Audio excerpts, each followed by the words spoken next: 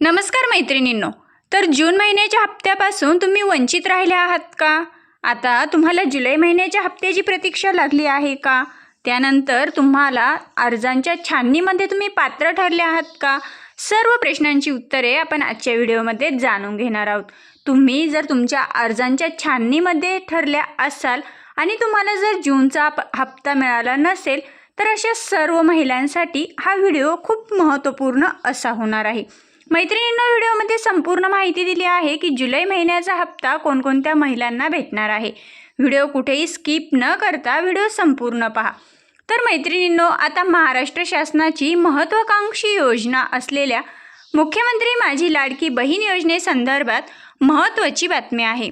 मुख्यमंत्री माझी लाडकी बहीण या योजनेच्या जुलैच्या हप्त्याची महिलांना प्रतीक्षा असताना आता राज्य सरकारनं लाडक्या बहिणींच्या अर्जांची छाननी थांबवल्याचं माहिती आली आहे.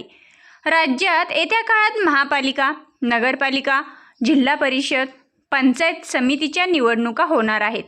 या निवडणुकांपूर्वी सरकारनं लाडक्या बहिणींच्या अर्जाची छाननी थांबवल्याची माहिती समोर येत आहे. आता स्थानिक स्वराज्य संस्थांच्या निवडणुकीनंतर या अर्जांची छाननी होणार आहे. त्यामुळं लाडक्या बहिणींना थोडासा दिलासा मिळाला असून आता जुलै महिन्याचे 1500 रुपये कधी मिळणार याकडे सर्व महिलांचे लक्ष लागले आहे. मैत्रिणींनो, आता या योजनेतून सर्व पात्र महिलांना दरमहा 1500 रुपये दिले जातात. आत्तापर्यंत आपण 12 हप्त्यांची रक्कम घेतलेली आहे. तर महिला व बालकल्याण विभागाकडून लाडक्या बहीण योजनेतील लाभार्थी महिला पात्र आहेत की अपात्र आहेत हे तपासून त्यांचं नाव यादीतून वगळण्यात येत होतं. मात्र आता स्थानिक स्वराज्य संस्थांच्या निवडणुकीआधी जर या महिला अपात्र ठरल्या तर त्याचा परिणाम हा निवडणुकीवर होऊ शकतो. त्यामुळे तूर्तास या अर्जांची छाननी होणार नाही अशी माहिती आहे. तर मैत्रिणींनो, आता सर्वोच्च न्यायालयाच्या आदेशानुसार येत्या काळात महाराष्ट्रातील जिल्हा परिषद, पंचायत समिती, नगरपालिका, महानगरपालिका यांच्या निवडणुका होणार आहे. स्थानिक स्वराज्य संस्थांच्या निवडणुका झाल्यानंतर पुन्हा लाडक्या बहीण योजनेच्या अर्जांची छाननी केली जाणार आहे अशीही माहिती आहे. तर मुख्यमंत्री माझी लाडकी बहीण योजनेत 21 ते 65 वर्ष वयोगटातील अर्ज मंजूर झालेल्या महिलांना महिन्याकाठी 1500 रुपये आर्थिक लाभ दिला जातो. या योजनेच्या लाभार्थ्यांची संख्या 2,34,00,000 इतकी आहे. या योजनेमुळे सरकारच्या तिजोरीवर वर्षाला 35 ते 40,000 कोटी रुपयांचा ताणही पडत आहे. मैत्रिणींनो, आता या योजनेच्या 12 हप्त्यांची रक्कम आपल्या लाडक्या बहिणींना मिळालेली आहे. आता जुलै महिन्याचे पैसे कधी येणार याकडे महिलांचं लक्ष लागलं आहे.